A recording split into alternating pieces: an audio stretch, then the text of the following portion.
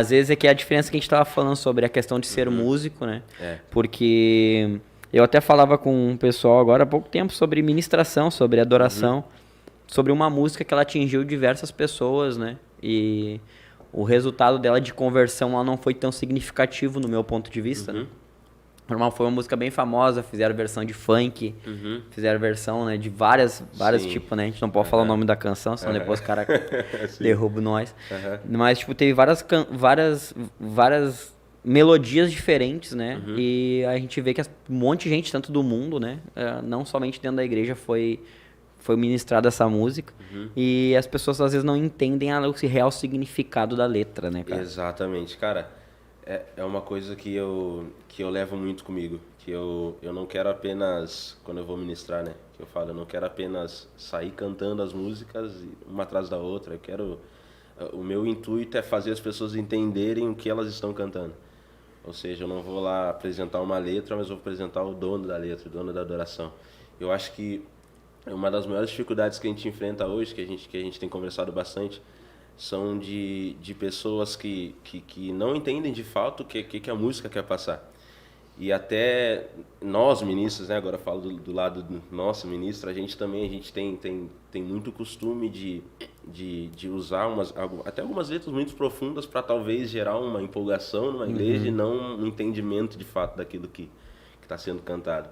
Então, eu acho que o nosso papel também, né, além de cantar, de fazer as músicas, é trazer o entendimento do que para a igreja, para as pessoas, do que está sendo cantado de fato. Acho que isso é um papel muito importante.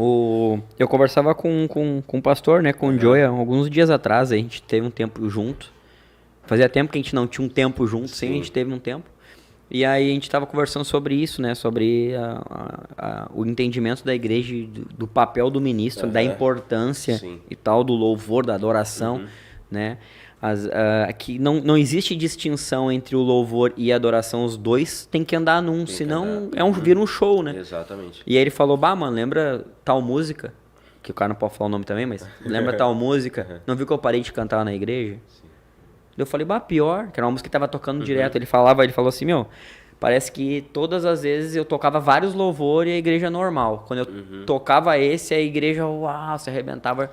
Tipo, ali entrava no emocional. Ele disse, não, peraí, isso é emocional ou é espiritual? Então, pera, eu vou tirar essa música da playlist do culto. Pra igreja entender que não pode ficar dependendo de uma música pra eu sentir a presença. Exatamente. Porque daí vira algo emocional, né, Exatamente. cara? E uma das coisas que a galera, né, tipo, uma grande porcentagem caminha entre aspas, pro sentimentalismo, né? Então, tipo assim, quando eu já presenciei isso muitas vezes, tipo assim, talvez a gente canta uma música que talvez não é tão conhecida, mas tem uma letra profunda e parece que não gera o que era para gerar, mas quando tu canta uma música que, né, tá no hype, tá no hype, aquilo. Então, eu acho que isso eu acho que é uma visão errada do que é adoração, né?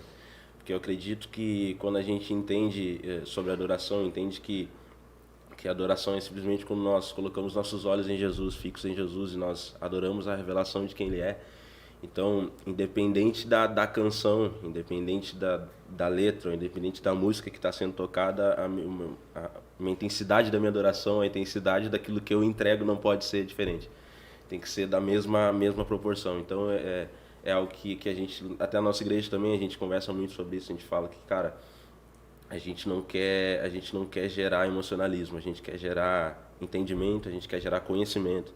Então, eu acho que a adoração ela demanda muito disso, né? Das pessoas entenderem aquilo que está sendo ministrado e responderem a esse entendimento, essa revelação daquilo que nós estamos cantando.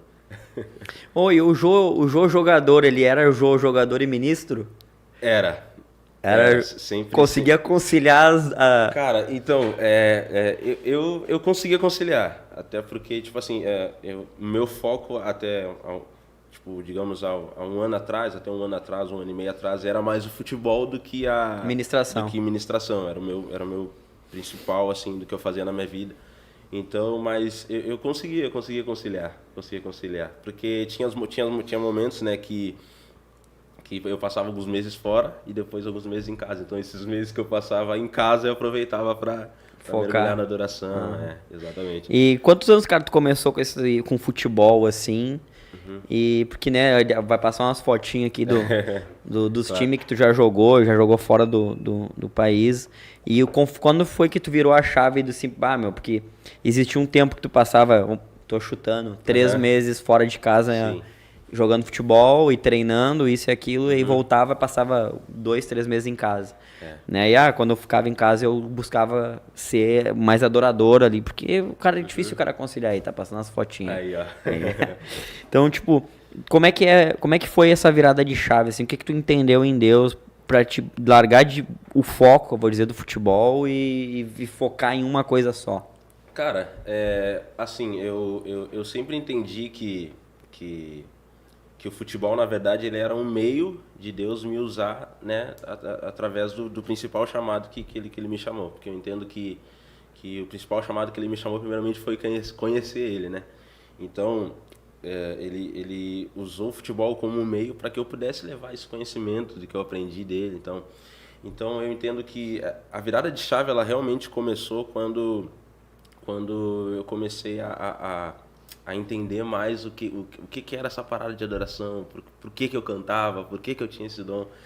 Então, vou até falar um pouco da história aqui, né? Eu tava aqui no Rio Grande do Sul, jogando aqui no Veranópolis, e aí eu fui lá pro estado de Goiás, e, e Deus já estava trabalhando no meu coração, que era para, né, de alguma forma eu começar a ministrar, né, começar a levar isso, porque já tava queimando um pouco mais no meu coração isso.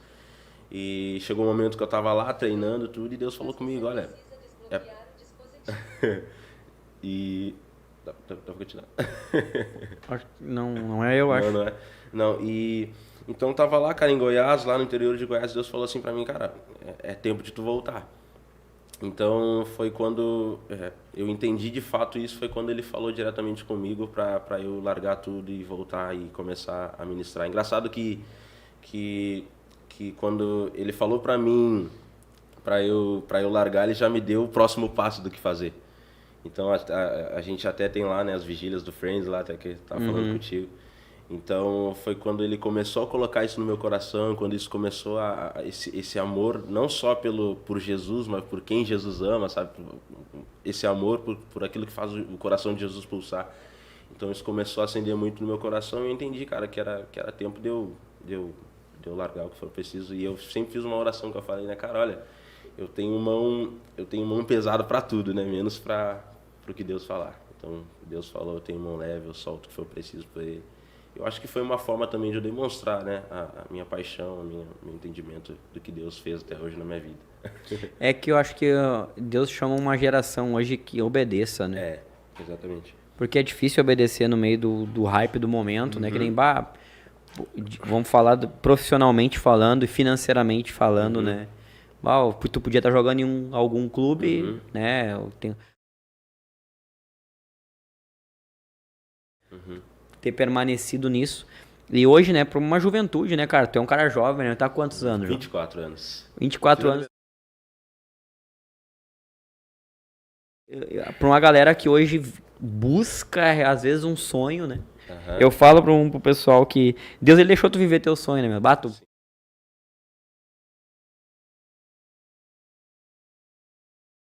E acho que tudo na nossa vida é aprendizado. E Deus, ele permite, às vezes, que a gente viva o nosso sonho, nem que seja por um período. Exatamente. Aí depois, tá, tu viveu o que tu queria? Ah, tá Exato. bom.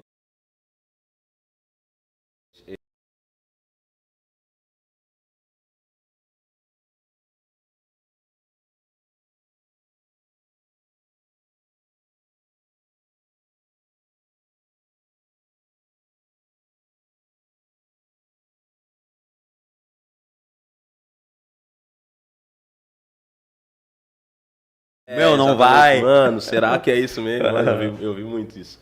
Mas aí eu cheguei assim a minha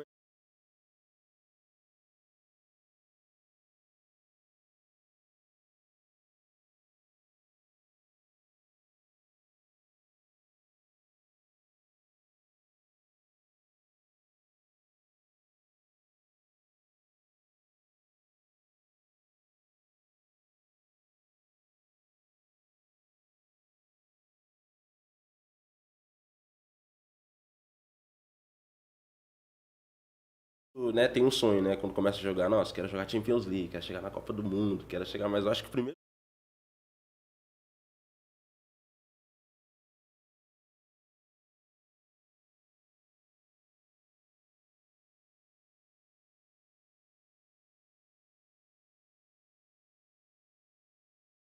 exatamente aquilo que tu falou, tá, agora tu já viveu, já fez, já realizei, agora vive pra mim agora.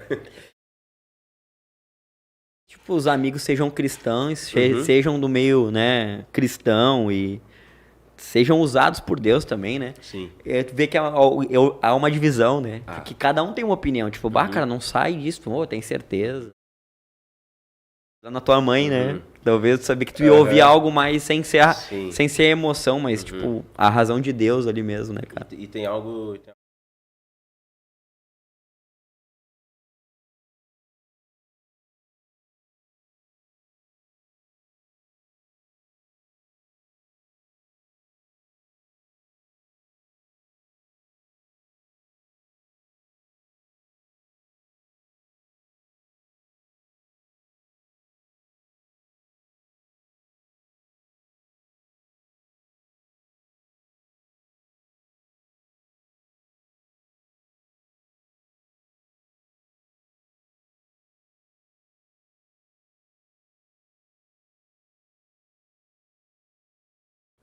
Que pra mim largar, ele falou, tá, então tá, tu quer sair, tu quer...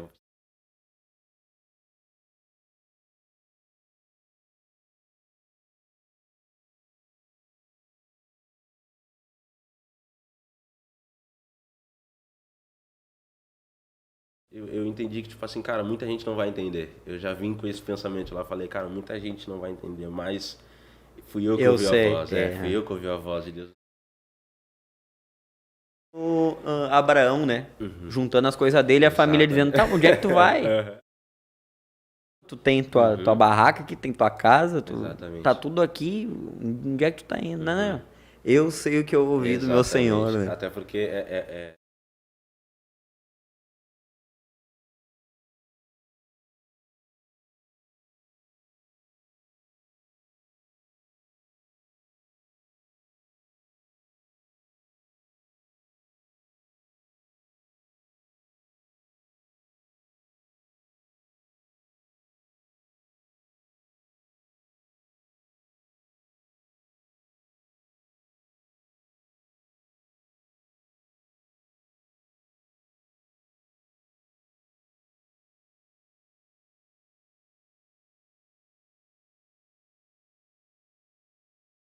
Deus. Eu falo, as pessoas têm muita dúvida a respeito de ouvir a voz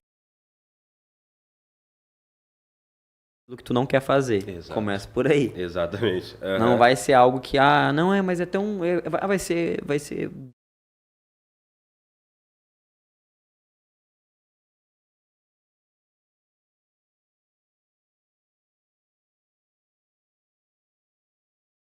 seja chato com Deus, peça a Deus, confirma na minha vida, não espalhe pra todo mundo, porque vai ter um monte de opinião, né? Vai ter um que vai dizer que sim, outro vai dizer que não, e depois a gente não consegue, fica mais difícil de distinguir o que é de Deus e o que não é. Exato. Mas, porque sabe, a gente às vezes pega o núcleo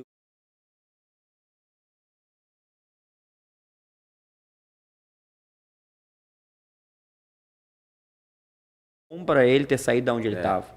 Tava confortável, ele tinha tudo que necessitava para ele, para casa dele. Exato. Mas não, ele não, é o que o Senhor quer para mim, então eu vou ir. E tem uma frase que diz que Deus ele nunca vai te cobrar o que não te custa, né? Alguma coisa.